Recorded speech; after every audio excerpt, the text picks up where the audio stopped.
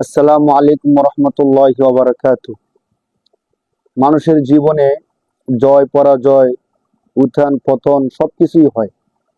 একই সাথে শুধু জয় আর জয়, এটা অসম্ভব। ঠিক তেমনি কারোর জীবনে শুধু পরাজয়, এটাও অনেক ক্ষেত্রে অসম্ভব, কম দেখা যায়। কিন্তু আমরা অনেক সময় মনে করি যে আমার জীবনে খুব কমই জয় আসে, বেশিরভাগ পরাজয় আসে। অনেককে বলতে শোনা যায় যে আমি যে কাজ করি ওই কাজই বিফল হই, যেখানে হাত দিই সেখানে বিফল হই। আমার মনে হয় সফলতা বলতে কিছু নাই, বা আমি মনে হয় সফল হব না। কিন্তু এর বিপরীতে আমরা চিন্তা করি কম, অর্থাৎ যে বিষয়ে আমরা সফলতা লাভ করি ওই বিষয়টা মনে রাখি কম। কিন্তু যে বিষয়ে আমরা পরাজিত হই বা বিফল হই, ওই বিষয়টা আমাদেরকে ধাক্কা দিয়ে বেশি, যার ফলে আমাদের এগুলো মনে থাকে বেশি। এজন্য আমরা অনেক ক্ষেত্রে মনে করি যে আমরা মনে হয় বেশিরভাগ পরাজিতই হই, বিফলই হই। অনেককে এইভাবেই বলতে শোনা যায়। অথচ মানুষ হিসাবে মানুষের জীবনে জয় যেমন আসে, পরাজয় ঠিক তেমনই আসে। আর এই বিষয়টা কেন আসে, কিভাবে আসে, যদি আপনি পবিত্র কোরআনের দিকে তাকান, কোরআন শরীফের সূরা হাদীদ এর 22 নম্বর আয়াতের মধ্যে আল্লাহ পাক রব্বুল আলামিন এত চমৎকার করে বিষয়টাকে উপস্থাপন করছেন, আপনি অবাক হবেন। যদি আপনি নিজে কোরআন শরীফের আয়াতটা একটু খুলে পড়েন, আল্লাহ পাক রব্বুল আলামিন কোরআনের এই আয়াতের মধ্যে বলতেছেন যে তোমাদের জীবনে যে জয়, যে পরাজয়, যে উত্থান পতন, সফলতা বিফল হওয়া, এই সবগুলো আল্লাহ পাক রব্বুল আলামিন পূর্ব থেকেই একটা কিতাবের মধ্যে লিখে রাখছেন। অর্থাৎ যদি সহজ করে বলি, আমার জীবনে কি হবে না হবে সবকিছু মহান রব্বুল আলামিন আরো হাজার হাজার বছর আগে লিখে রাখছেন। একটু যদি কোরআনের আয়াতের দিকে তাকান, আল্লাহ বলতেছেন মা আসাবা মিন মুসিবাতিন ফিল আরদি ওয়ালা ফি আনফুসিকুম ইল্লা ফি কিতাবিন মিন ক্বাবলি আন নাবরাহা। আল্লাহ বলতেছেন যে ভূপৃষ্ঠের মধ্যে যত রকমের ফাসাদ হয়, বালা মুসিবত হয়, এবং তোমাদের নিজেদের মধ্যে যত ভালো মন্দ যা কিছু হয়, সব কিছুই আল্লাহ বলতেছেন ইল্লা ফি কিতাবিন, একটা কিতাবের মধ্যে লিপিবদ্ধ করা আছে।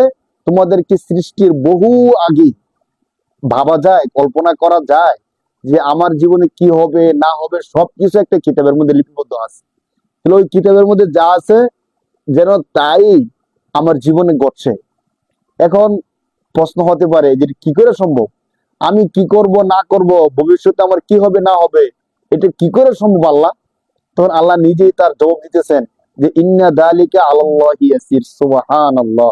যে বান্দা তুমি এটা কল্পনা করতে পারতেছো না, তোমার ক্ষুদ্র জ্ঞান এটা ধরার কথা না। শোনো, ইন্না দালিকা, অবশ্যই এই বিষয়টা, অর্থাৎ তোমার জীবনে কি হবে না হবে এটা পূর্বেই লিখে রাখার এই অসাধ্য দুঃসাধ্য কাজটা আলাল্লাহি ইয়াসির, আল্লাহর জন্য খুবই সহজ, একদম সহজ। যে বিষয়টা আমাদের জীবনে অসম্ভব, আমাদের কল্পনায় অসম্ভব, আল্লাহ তাআলার কাছে এটা সম্ভব, শুধু সম্ভব না, আল্লাহ তাআলা বলতেছেন ইয়াসির, একদম সহজ। এখন ফলাফল কি দাঁড়াইলো? আমার জীবনে যা কিছু লেখা আছে তাই হচ্ছে, তাই হবে। আমাকে আল্লাহ তাআলা স্বাধীন চিন্তার অধিকারী বানাইছেন। আমি যেভাবে চলতে চাবো সেভাবে আল্লাহ আমাকে চালাবে, ঠিক আছে। কিন্তু রেজাল্ট কি? এখন আমরা দেখি, যদি আমাদের জীবনে কোনো বিফল বিফল হই, সফল না হই, হতাশ হয়ে যাই, অনেক পেরেশানি হয়ে যায়। পরীক্ষার মধ্যে যদি কোনো কারণে ফেল করি, কোনো কারণে যদি নাম্বার কম পাই, ব্যবসার মধ্যে যদি লস হয়, অথবা আমার যদি হঠাৎ করে জব চাকরি চলে যায়, তখন আমরা হতাশ হয়ে যাই। এমনও ঘটনা আছে যে একজন স্টুডেন্ট, সে সব সময় নামাজ রোজা ইত্যাদি আবাদত গুলো খুব করে করত। বিশেষ করে এসএসসি পরীক্ষা দেওয়ার পূর্বে আবাদতের হার সে কয়েক গুণ বাড়াই দিছে। আল্লাহ পাক রব্বুল আলামিন তাকে পরীক্ষা করতে চাইলেন যে কি সত্যি কি সে আল্লাহর জন্য আবাদত করে কিনা। আল্লাহ তাআলা যখন রেজাল্ট আসলো, দেখা গেল সে ব্যাপক হারে পরীক্ষার মধ্যে ফেল করছে। ফেল করার ফলে তার মনটা এত বেশি নষ্ট হয়ে গেছে, একদম বাস্তব ঘটনা, যে এখন সে নামাজ রোজা সব ছেড়ে দিছে, এমনকি খাবার দাবার পর্যন্ত ছেড়ে দিছে। ওর বাবা ইমাম সাহেবকে ডাকে নিয়ে গেছে যে হুজুর তাকে একটু বুঝান, অন্তত যেন খাবারটা খায়, যেন বেঁচে থাকে। তো দেখেন, অনেক সময় এমন হয়, আমরা একটা জিনিস প্রত্যাশা করতেছি, প্রত্যাশিত জিনিসটা পাইলাম না, তখন আমরা এত বেশি হতাশ হয়ে যাই।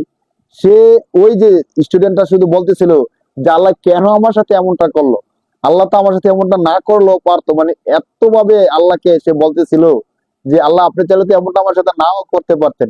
ঠিক আছে, আল্লাহ নাও করতে পারত, কিন্তু আল্লাহ তাআলা চাইতেছিল যে তাকে পরীক্ষা করি, দেখি বান্দা কতটুকু ধৈর্য ধারণ করতে পারে। আমরা মানুষ দুর্বল, আমাদের ধৈর্য শক্তি কম, অনেক সময় এমন হয়ে যায়। তখন আমাদের উচিত হবে আল্লাহর কাছে তওবা করা, যে আল্লাহ আপনি তো পরীক্ষা করতে চাইছেন, কিন্তু আমি তো ধৈর্য শক্তি কম, আপনার পরীক্ষায় আমি পাস করতে পারি না। তো এই ক্ষেত্রে আমরা অবশ্যই ধৈর্য ধারণ করব। তখন আমাদের করণীয়টা কি? যদি আমরা কোনো বিষয়ে বিফল হই, পরাজিত হই, আমাদের পতন চলে আসে, তখন আমরা কি করব? অথবা যখন আমাদের জয় আর জয় আসতেছে, তখন আমাদের করণীয় কি? পরের আয়াতে আল্লাহ তাআলা চমৎকার করে বলতেছে, শোনো, যেহেতু তোমার কি হবে না হবে পুরো বিষয়টা আল্লাহ তোমাকে সৃষ্টির পূর্বেই কিতাবের মধ্যে লিখে রাখছে। অতএব তোমার উচিত যে কোনো বিষয়ে এত বেশি হতাশ না হওয়া যে তোমার জীবন মান নিয়ে আশঙ্কা তৈরি হয়ে যায়।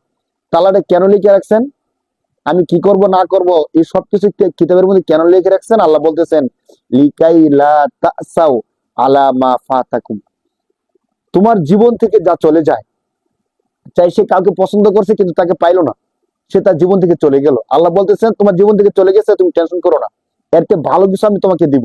এ পরীক্ষায় ফিল করছো, তুমি ধৈর্য ধারণ করো, তুমি বলো আলহামদুলিল্লাহ আলা কুল্লি হাল, সমস্ত অবস্থায় আল্লাহ আপনার প্রশংসা, তুমি কথাটা বলো। যদি তোমার কষ্ট হয় বলতে, এরপরে বুকে পাথর চাপা দিয়ে হলেও বলো যে আল্লাহ আমার জীবনে যা করছে আলহামদুলিল্লাহ, আল্লাহ আপনি যা করছেন ভালোর জন্যই করছেন, আমাকে ধৈর্য ধারণ করার তৌফিক দেন। বাকি অনেক ক্ষেত্রে হয় কি, পরীক্ষায় খারাপ রেজাল্ট করলে নিজে ধৈর্য ধারণ করতে চাইলেও আশেপাশের বন্ধু বান্ধব, বাবা মা, আত্মীয় স্বজন তারা ভালো থাকতে দেয় না। তারা বলে তুই এই রেজাল্টটা করলি, তোর থেকে তো আমরা এমনটা আশা করি নাই। যদি বিজনেসের মধ্যে কেউ লস করে ফেলে, যে তুই এই কাজটা করলি, আমাদের টাকা পয়সা গুলো নষ্ট করে ফেললি, তখন আশেপাশের মানুষগুলো ভালো থাকতে দেয় না সত্যিকার অর্থে। যতই সে ধৈর্য ধারণ করতে চায়, কিন্তু আশেপাশের মানুষগুলো তাকে আরো নেগেটিভ করে ফেলে। সেই ক্ষেত্রে আমরা যারা আশেপাশে থাকবো, বন্ধু বান্ধব, বাবা মা, আত্মীয় স্বজন, আমরা যেন এই সকল অবস্থায় তাদেরকে সাপোর্ট দিই, তাদেরকে ধৈর্য দান করার জন্য বেশি বেশি নসিহত দেই, এবং সামনে যেন আরো ভালো করতে পারে। তাদের যেন আমরা বলি যে এই পরীক্ষা তো দুনিয়ার সাময়িক পরীক্ষা, কিন্তু আখিরাতের পরীক্ষা, যেখানে ফেল করলে জাহান্নাম ছাড়া উপায় নাই, আখিরাতের পরীক্ষার জন্য প্রস্তুতি নেওয়ার কথা যেন আমরা বলি। তো আল্লাহ বলতেছেন যে তোমার জীবন থেকে যা চলে গেছে, যেমন তোমার জীবনে ভালো রেজাল্ট আসে নাই, তুমি যাকে ভালোবাসতা সে তোমার জীবনে আসে নাই, তুমি কোটি কোটি টাকা চাইতেছিলে, ওই টাকাটা আসে নাই, এটা নিয়ে তুমি এত বেশি টেনশন করো না। হতে পারে আল্লাহ তাআলা তোমার এর থেকে আরো অনেক বেশি কল্যাণ রাখছেন। লিকাইলা তাসাউ আলা মা ফাতাকুম, তোমাদের থেকে যা চলে গেছে এটা নিয়ে এত বেশি আফসোস করতে যেও না। আবার পক্ষান্তরে পরের ব্যক্তিকে আল্লাহ বলতেছেন, আল্লাহ তাআলা যদি তোমাদেরকে কোনো সফলতা দান করে, এই সফলতা নিয়ে অনেক বেশি গর্ব অহংকার করতে যেও না। যে তুমি সফলতা পাওয়ার পরে সবাইকে টেস্ট করতেছো যে আমি এই পরীক্ষায় খুব ভালো রেজাল্ট করছি, তোমার যে বন্ধু খারাপ রেজাল্ট করছে মনটা খারাপ, তুমি তাকে ফোন করে বললা যে বন্ধু জানোস আমি তো অনেক ভালো রেজাল্ট করছি, তুই কি রেজাল্ট করছস, আমি তো অনেক ভালো রেজাল্ট করছি। ওই বন্ধুর আত্মীয় স্বজন তাদের কাছে মিষ্টি নিয়ে যেতেছো, বারবার বলতেছো যে আমার রেজাল্ট তো খুব ভালো হয়েছে, এটা কিন্তু যে খারাপ রেজাল্ট করছে তার জন্য আর কষ্টের কারণ হয়ে দাঁড়ায়। আপনি খুশিতে মিষ্টি নিয়ে গেছেন বন্ধুর বাড়িতে, বন্ধুর আত্মীয় স্বজনকে মিষ্টি খাওয়াইবেন, আর বন্ধু ফেল করছে, তখন তার অবস্থাটা কি হবে বলেন? ওই ক্ষেত্রে আমাদের উচিত ইনসাফের সাথে কাজ করা, এমন কোনো কাজ না করা যে কাজের দ্বারা তার কষ্ট আরে দ্বিগুণ বহুগুণ হারে বাইরে যায়। আল্লাহ বলতেছেন যে তুমি এত বেশি আনন্দিত হয়ে যাও না, যে আনন্দ উৎফুল্ল হয়ে তুমি আল্লাহকে ভুলে যাইবা। লিকাইলা তাসাউ আলা মা ফাতাকুম ওয়ালা তাফরাহু, আল্লাহ বলতেছেন ওয়ালা তাফরাহু বিমা আতাকুম, আমি আল্লাহ তোমাদেরকে যা দেই তা নিয়ে এত বেশি আনন্দিত হয়ে যাও না। কেন? ইন আল্লাহু লা ইউহিব্বু কুল্লা মুখতাল ফাখুর, যে নাকি অহংকারী হয়ে যায়, অনেক বেশি আনন্দে আত্মহারা হয়ে যায়, আল্লাহ তাআলা তাদেরকে পছন্দ করেন না। অতিরিক্ত কোনো কিছুই ভালো না। এজন্য কোনো বিষয়ে যদি আমাদের থেকে চলে যায়, আমরা এত বেশি কষ্ট নিব না, হতাশ হব না। আবার আমাদের জীবনে কোনো সফলতা আসলে আমরা শুকরিয়াতান আল্লাহর নামাজ পড়বো, আল্লাহর ইবাদত বাড়াই দিব, শুকরিয়া আদায় করব, কিন্তু এত বেশি অহংকার করতে যাব না। সবকিছু মিলিয়ে যদি প্রথম দিকের আয়াতটাকে আমি আরেকটু সূক্ষ্ম করে বলি, যে আমাদের জীবনে যা হয় ভালো মন্দ সবকিছু পূর্ব থেকে নির্ধারিত করা আছে, আল্লাহ তাআলা একটা কিতাবের মধ্যে লিখে রেখেছেন, সেখান থেকেই আমাদের জীবনে সবকিছু হচ্ছে। আমরা যেন এত বেশি টেনশন না করি, আমাদের জীবনে যা হচ্ছে এটাকে আমরা এক পাশে রেখে ভবিষ্যৎ জীবন সুন্দর করার জন্য আমরা যেন চেষ্টা করতে থাকি। আল্লাহ তাআলা তৌফিক দান করুক, আমিন। আসসালামু আলাইকুম।